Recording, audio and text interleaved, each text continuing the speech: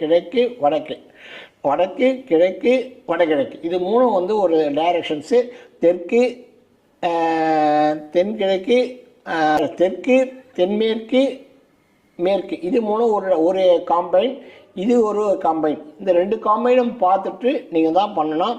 அதில் தான் மெயினாக வந்து உங்களுக்கு எல்லாத்தையும். ஸோ வந்து அதே மாதிரி கிச்சன் வந்து அக்னி மூலையில் தான் வைக்கணும். நீங்கள் வேறு எந்த மூலையில் வச்சுனாலும் ப்ராப்ளங்கள் பிரச்சனைகள் அதிகமாக வரத்தான் செய்யும். அது ஒன்றுமே பண்ண முடியாது.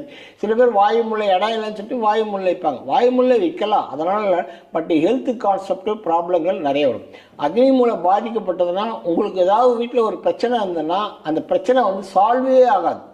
உங்களுக்கு ஒரு ஹெல்த் ப்ராப்ளமோ இல்லை ஃபேமிலி ப்ராப்ளமோ ஏதோ இருந்ததுன்னா சால்வே ஆகாது. இது வந்து அக்னி மூலை வந்து நல்லா இருந்ததுன்னா இன்றைக்கி இல்லைனாலும் நாளைக்கு சால்வ் ஆகிடும். அதுவும் பார்க்கணும் மெயினாக. அக்னி மூலை மெயின். பெட்ரூம் வந்து தென்மேற்கில் பெட்ரூம் இருந்தால் ஓகே.